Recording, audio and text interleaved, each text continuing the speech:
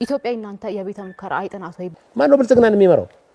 ሀገረ መንግስት ጋርም ሀገረ መንግስት ምን እንደሆነ የምታውቁ አይመስለንም። በተግባራችሁ ተደጋጋሚ ስላረጋጋ ማን ነው ክልሉን እየመራ ያለው?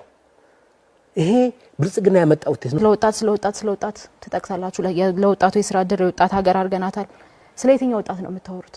በጦርነት ስላስገደላችሁት እያስገደላችሁ ስላላችሁት ወጣት ነው የምታወሩት? ኢትዮጵያን እየገነባ ያለው በአመራር ደረጃም እንደምታዩት በየደረጃው ቀበሌ ጀምሮ እስከ ላይ ድረስ ወጣት ኢትዮጵያውያን በሰፊው ተሰማርተው ኢትዮጵያን እየገነቡ ነው ያሉት።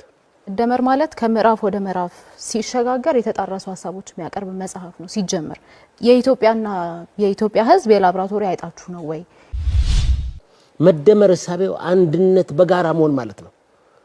የህዳሴ ግድቡን ጨምሮ የትኛውንም ስራ ያሳከነው እድሜ ለኢትዮጵያ አርሶና አርብቶ አደር ዛሬ የምንኮራበት የግብርና ውጤት የተገኘው እድሜ ለኢትዮጵያ አምራች የማኑፋክቸሪንግ ካፓሲቲው ከ46 በመቶ ወደ 65 ከፍ ያለው ይሄ የኢትዮጵያ አምራች የኢትዮጵያ ወጣት ተግቶ ስለሰራ ነው።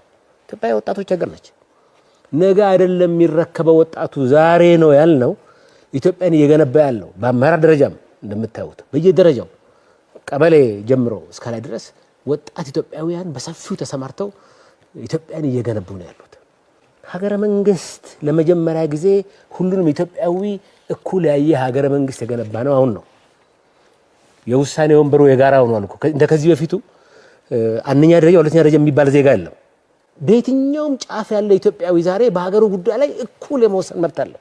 ማን ነው ብልጽግናን የሚመራው? ማን ነው ክልሉን እየመራ ያለው? ይሄ ብልጽግና ያመጣው ተስ ነው። ትልቁ ነገር ሀገረ መንግስቱን እንደ አዲስ ያሰራ እሳቤ ይዞ መምጣቱ ነው። ብልጽግና መደመር የሚል ፍልስፍና የለንም ብሏል። መደመር የሪዮት ዓለም እስረኛ መሆን አንፈልግም የሚል እንትን ብለዋል። አሁን መግለጫቸው ላይ ማለት የመጀመሪያ መግቢያቸው ላይ እንደዛ ሲሉ ሰምቻለሁ። ከዚህ አንጻር ኢኮኖሚው በምን ፍልስፍና ነው ኢኮኖሚው እየተመራ ያለው? ሁለተኛው ጥያቄ ከዕዳ ወደ ምንዳ ለእያንዳንዱ ሰው ደግሞ ብልጽግናን አምርተናል የሚል ይዘት ያለው መግቢያቸው ላይ ሲናገሩ ሰምቻለሁ። ይሄ ማለት በእያንዳንዱ ቤት ጓዳ የገባውን ብልጽግና ማሳየት ይችላሉ ወይ? በእያንዳንዱ ቤት ጓዳ ያለውን የኑሮ ውድነት የቀረፈ ብልጽግና ማሳየት ይችላሉ ወይ? አሁን በተጨባጭ መሬት ላይ ያለው ነገር ይህንን ያሳያሉ ወይ? ሶስተኛ ጥያቄ ማድረገው ለነሱ የብልጽግና ኢትዮጵያ የት ናት ያለችው? አሁን አዲስ አበባ ነው አለማን አበለጸግን የሚሉት። ከአዲስ አበባ ውጪ ያለው በኢኮኖሚ መነጽር ሲታይ የኢትዮጵያ የብልጽግና ኢትዮጵያ አይደለችም ወይ? እሱን በግልጽ እንዲመልሱልኝ ይፈልጋለሁ። ለእናንተ ነው ጥያቄ። መደመር ብላችኋል። መደመር መጽሐፉን አንብበናል። መደመር ማለት ከምዕራፍ ወደ ምዕራፍ ሲሸጋገር የተጣራሱ ሀሳቦች የሚያቀርብ መጽሐፍ ነው። ሲጀመር የኢትዮጵያ ሕዝብ የላብራቶሪ አይጣችሁ ነው ወይ? ኢትዮጵያስ የእናንተ ቤተ ሙከራ ናት ወይ የሚለውን እንድትመልሱልን እንፈልጋለን። ሀገረ መንግስት ጋርም ሀገረ መንግስት ምን እንደሆነ የምታውቁ አይመስለንም። በተግባራችሁ ተደጋጋሚ ስላረጋገጻችሁት ወጣትም ስለወጣት ተጠቅሳላችሁ። ለወጣቱ የስራ ዕድል የወጣት ሀገር አድርገናታል። ስለ የትኛው ወጣት ነው የምታወሩት? በጦርነት ስላስገደላችሁት እያስገደላችሁ ስላላችሁት ወጣት ነው የምታወሩት? እሱንም ክሊር አድርጉልን። ምክንያቱም ባለፉት ዓመታት ለጦርነት የዋለው ገንዘብ እንኳን ሲተመን አሁን ህዝብ ዳቦና የቤት ኪራይ መክፈል አቅቶ የሚያኖር ሀገር አይደለም መኖር የነበረባት። በቢሊዮን የሚቆጠር ዶላር ነው ለጦርነት ያዋላችሁትና ስለ የትኛው ወጣት ነው የምታወሩት? ስለ ልዩ አጋርነትም አናነሳም ብላችኋል። አሁን ያሉ ባለሀብቶቻችሁ ስርዓት ሲቀየር ይኖራሉ ወይ? ትክክለኛ የሀብት ባለሀብት ናቸው ወይ የሚለውን እንድታነሱልን እንፈልጋለን። ከውጭ ጥገኝነት የተላቀቀ ኢኮኖሚ የሚለውም ኮረም ሳይሞላ በፓርላማ ደረጃ የአይኤምኤፍን ጉዳይ አስወስናችሁ የወርልድ ባንክ ብድር አስወስናችሁ ኮረም ባልሞላበት ሁኔታ በየትኛው መስክ ነው ኢትዮጵያን ከዕዳ ወደ ምንዳ ያሸጋገራችኋት? ምክንያቱም ፎርሹር ብር ዲቫሉዌት ሲደረግ በተደጋጋሚ የመኖሪያ ኮስትና አጠቃላይ ኢንፍሌሽኑ እንደሚጨምር አጣችሁት አይደለም ሙያችሁም ስለሆነና ኢትዮጵያ እናንተ የቤተ ሙከራ አይጥናት ወይ? በምዕራፍ እንኳን ሲከፋፈል የተጣረሰ ሀሳብ የሚያቀርብ መጽሐፍ የጻፉ ፕሬዝዳንት ይዛችሁ ኢትዮጵያን መርተናታል የምትሉት በምን አይነት መስፈርት ነው የሚለው እንድትመልሱልን እንፈልጋለን። እንደ መጀመሪያ ከተነሳው ከዚህ ከመደመር እሳቤ ለመነሳት መደመር በጣም ትልቅ ኢትዮጵያዊ ፍልስፍና ነው። ፍልስፍና አይደለም አላለም። የርዕዮተ ዓለም እስረኛ አይደለም ነው ያለው። ጠባብ ርዕዮት የያዘው በጭፍን እይታ የሚመራ አይደለም እንጂ በጣም መንኮራበት የኢትዮጵያን ትራንስፎርሜሽን እያሳካ ያለ አዲስ ሀገር በቀል ኢትዮጵያዊ ፍልስፍና ነው። ይሄንን አስታክዬ ማለፍ ፈልጋለሁ። ለማን ጠቀመ የት ቤት ገባ ላላችሁት የኢትዮጵያ 30 ሚሊዮን የሚሆን የቡና ዘርፍ ላይ ሰማራውን ኢትዮጵያዊ ጠይቁ። በዚህ በተበላሸ የፎሬክስ ስርዓት ምክንያት የተደበቀ ታክስ ተጥሎበት ገቢው አንሶ የነበረው አርሶ አደር ዛሬ ከቡና ብቻ ገቢው በእጥፍ ጨምሯል። አርብቶ አደሩ የቀንድ ከብቱን ሽጦ ስጋ ሽጦ ገቢው ሲግኒፊካንትሊ ጨምሯል። ይሄንን ነው ሪፎርሙ ያስተካከለው። ስለዚህ ያቺ እኛ ምንላት ብልጽግና ያለችው የት ነው? እዚህ ኢትዮጵያ ውስጥ ነች።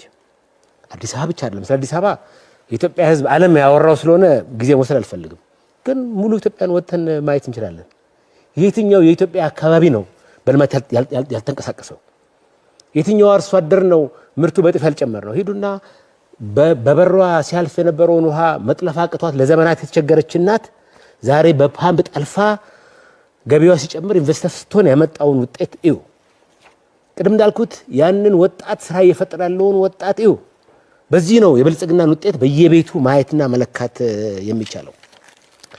ሪፎርሙ በአጠቃላይ የኢትዮጵያ አቅም በከፍተኛ ሁኔታ ጨምሯል። ዛሬ የኢትዮጵያ መንግስት በጣም አስተማማኝ የሆነ የውጭ ምንዛሬ ክምችት ያለው መንግስት ሆኗል። ከ30 ሚሊዮን በላይ ኢትዮጵያዊ በተለያየ እርዳታ የነበረው 27 ሚሊዮን አካባቢ የሚጠጋ ኢትዮጵያዊ ያ ቁጥር ዛሬ ወደ 3 ሚሊዮን ወርዷል። ያንን ኢትዮጵያዊ በየቤቱ ሂዱና ጠይቁ። ምን ይዞልህ መጣ ብልጽግና? ኩራቱ ስንዴ ከሚሰፈርለት ይልቅ ራሱ አምርቶ ያንን እሸት ይዞ ይሄንን የብልጽግና የትብብር መንፈስ የሆነውን የስንዴ ነዶ ይዞ የደስታ ሲቃ የተናነቀውን አርሶ አደር መጠየቅ ነው።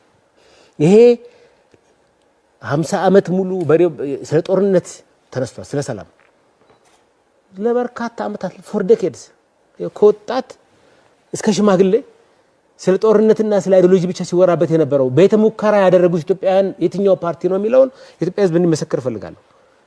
ብልጽግናማ የልማት ስኬት ነው ያደረጋት ኢትዮጵያን። ቤተ ሙከራ አድርጎ በጦርነት አባዜ ውስጥ ኢትዮጵያን ሲያሽ የቆየው ማን ነው?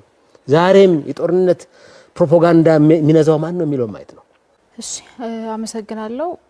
አንድ ላይ አድርጌ ለመመለስ ሞክራለሁ። በመጀመሪያ ደረጃ ፕሬዝዳንታችሁ በየመድረኩ የሚናገሩትን ነገር ሰብስባችሁ ለሌላ መድረክ ለማስተጋባት ከመሞከር በፊት የፓርቲዎች ርዕዮተ ዓለም ምንድነው የሚለው ነገር ማጥናት አለባችሁ የሚል ምክር አለ። ምክንያቱም ኢህአፓ ኮሚኒስት አይደለም። ኢህአፓ በ1976 ወደ ሶሻል ዲሞክራት ተቀይሯል።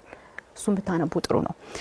በሁለተኛ ደረጃ ለማንሳት የምፈልገው ነገር አሁን ላይ ቁጭ ብሎ ጦርነቶችን ሲያራግብ የሚውል ስርዓት፣ ጦርነቶችን እዚህ ምዘም የሚጥድ ስርዓት ኢህአፓንም ሆነ መኢአድን ህዝባዊ አይደሉም በማለት በጦርነት ቀስቃሽነት ሊወቅስ አይችልም የሚለው ነገር እንድትረዱ ትፈልጋለሁ። ያነሳችሁ ጥያቄ ወይም ኮሜንት አንዱ እሱ ስለሆነ ማለት ነው።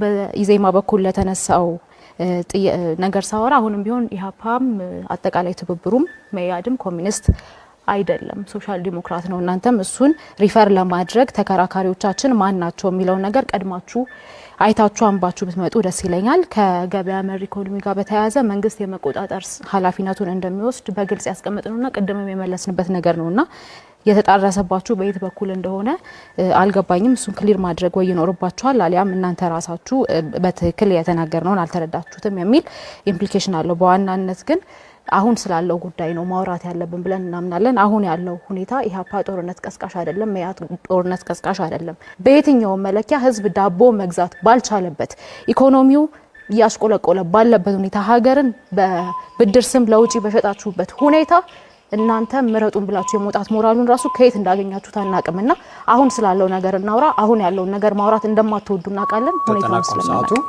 ይገርምሃል ዳዊት፣ የቱ ላይ ነው ያላችሁት? ይገርምሃል ዳዊት፣ ኢአይኤች ከተጠናከረ ወዲህ ነው ኢትዮጵያን ህልሟን የፈታላትን የማዳበሪያ ፋብሪካ ኢንቨስትመንት የሳመው። በጣም ከፍተኛ እጅና አቅም ኖሮት እንዲገባ ያደረገ ድርጅት ነው። ኢአይኤች የኢትዮጵያን ታክስ 40% ነው የሚከፍለው። 40%ቱ ገቢ ሀገር የምትሰበስበው ከያየች ነው። በሌላ በኩል ግን የግሉ ዘርፍ ደግሞ ኢኮኖሚ እያደገ ነው። ዳዊት ይሄ ነው ይኸውልህ፣ የመንግስት የግሉ ዘርፍና የተዋናይን ሚና እኩል ባላንስ የሚያደርግ ይሄ ነው አንዱ የመደመር እሳቤ። መደመር አንዱ የቀየረው ነገር በኢኮኖሚ ተዋናይ መካከል ያለውን ሚና ባላንስ ማድረግ ነው። የግሉ ዘርፍማ ዛሬ እኮ 95% ብድር የሚሄደው ለግሉ ዘርፍ እኮ ነው። ስለዚህ የግሉ ዘርፍ ቀጭጭ ሳይሆን እያደገ ነው የመጣው ማለት ነው። ወደ ውጪ ኢንቨስት እንዲያደርጉ አልሰማም? ሰሞኑን የወጣው ፖሊሲ ከኢትዮጵያ ወጥተው ውጪ ኢንቨስት እንዲያደርጉ ግሉን ዘርፍ እያበረታታን ነውና ይሄ ነው በአጠቃላይ። በማንፌስቶአችሁ ላይ የዕዳ ጫና ለመቀነስ የሚያስችል ለማሻሻያ እርምጃ ተወስዷል አላችሁ። አይኤምኤፍ ያወጣው መረጃ ደግሞ በቅርቡ እርስዎን ቅድም ሲጠቅሱ ስለነበረ ዶክተር ኢዮብ የሀገሪቱ ጠቅላላ ዕዳ ከምርት ያለው ጥምርታ ከነበረበት 28 እና 25 በመቶ ወደ 50.3 በመቶ አሸቅቧል ይላል። የቱ ላይ ነው ዕዳ ጫና የቀነሰው? ዕዳ ጫናማ ቀነሰ እንጂ አንደኛ መንግስት ከመጣ በኋላ ላስረዳ። እሱ የምንዛሬ ተመን መገለጫ ነው። ተጨማሪ ዕዳ መጣ ወይ የሚለው ነው ማየት ያለብህ። አዎ ትክክል ነው። ይህን ሪፎርም ስናደርግ ፋይናንሻሊ ኮስት አለው። ምክንያቱም 50 ብር የነበረው ውጭ ምንዛሬ ዛሬ ዕዳው ሪፖርት ስታደርግ የቁጥር ልዩነት ያመጣ ይሆናል። ዕዳው ጨምሯል ወይ ነው። ግን ዕዳው አልጨመረም። አንድም ሳንቲም ኮመርሻል ብድር አልወሰንም። 4.9 ቢሊዮን በዕዳ ሽግግር ሴቭ አድርገናል። የልማት አጋሮች ከመቶ ተጨማሪ ሪሶርስ ውጪ ሌላ ዕዳ አልመጣብንም። ስለዚህ የኢትዮጵያን ዕዳ ወደ ምንዳ እየቀየረ ያለ መንግስት ነው የሚለውን አረጋግጬ ልነግርህ እፈልጋለሁ። ቅድም እንደጠቀስኩት በኢትዮጵያ ውስጥ አሁን ባለው ሁኔታ የሀብት ከበርቴዎች ሳይሆን የስርዓት ከበርቴዎች አሉ ብለን እናምናለን። እነዚህ የስርዓት ከበርቴዎች የተወለዱት ወይም የተፈጠሩት ደግሞ የዜጎችን ሀብት በመበዝበዝ በሙስና እንዲሁም ደግሞ ከስርዓት ጋር ያልተገባ ትስስር በመፍጠር ነው ብለን እናምናለን። ስለዚህ አሁን ባለን አረዳድ ያሉት የስርዓት ከበርቴዎች ናቸው። እነዛን የስርዓት ከበርቴዎች ደግሞ በማስቆም ወደ የሀብት ከበርቴዎችን በመፍጠር እነዛ የሀብት ከበርቴዎች ለዜጎችም የስራ ዕድል በመፍጠር ለመንግስትም ትክክለኛውን ግብር በመክፈል የሀገር እድገት ላይ አስተዋጽኦ ከበርቴውን ማስቆም ማለት እኮ ኢንቨስትመንትን ማስቆም አይደለም።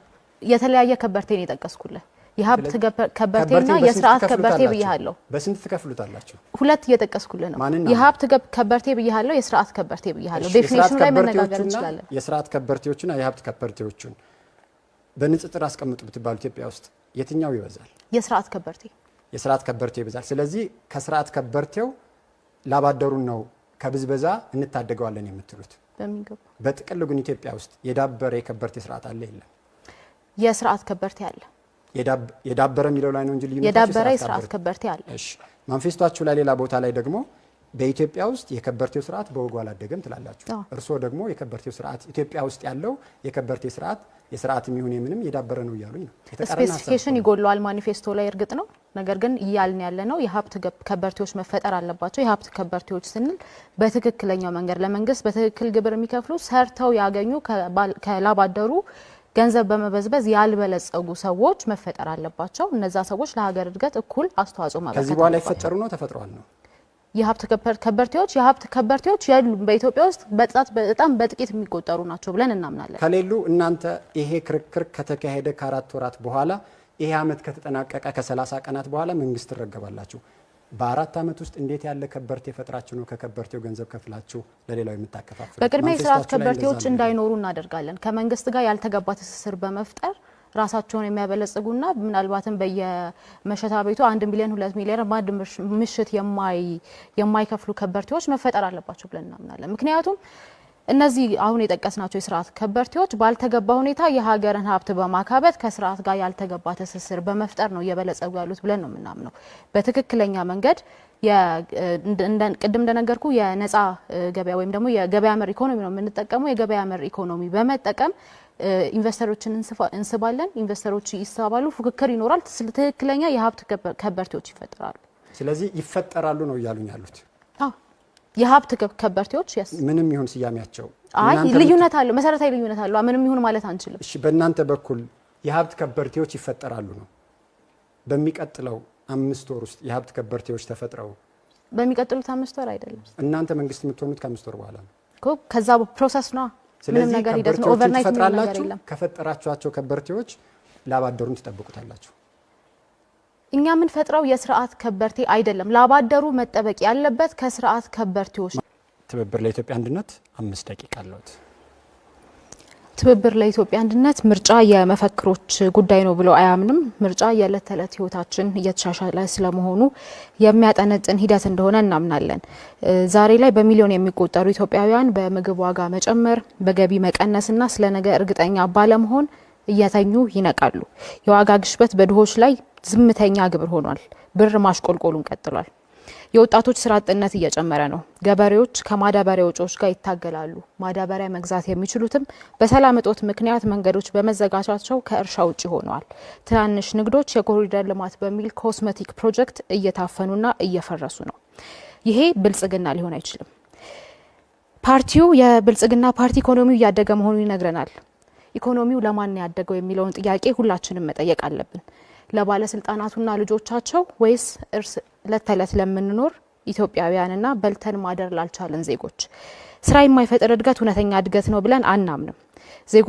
የዜጎችን ሁኔታ ሳያገናዝብ ዋጋ የሚጨምር ተሃድሶ ኃላፊነት የሚሰማው ተሃድሶ ወይም ሪፎርም ነው ብለንም አናምንም። ምርታማነት ሳይኖር መበደር ልማት አይደለም፣ ቀውስን ለሌላ ጊዜ ማስተላለፍ ነው። በዚህ መንግስት ስር የዋጋ ግሽበት የግዢ ኃይልን አሽቆልቁሏል። የህዝብ ዕዳ ጨምሯል። የምንዛሬ ዋጋ መቀነስ ከውጭ የሚገቡ ምርቶችን የበለጠ ውድ አድርጓቸዋል። የኢኮኖሚ ኃይል በፖለቲካዊ ግንኙነቶች ተሰናስሎ ቀጥሏል። ኢትዮጵያ የኮስሜቲክ ወይም የውበት ማሻሻያ አይደለም የሚያስፈልጋት። ኢትዮጵያ የሚያስፈልጋት መዋቅራዊ ለውጥ ነው።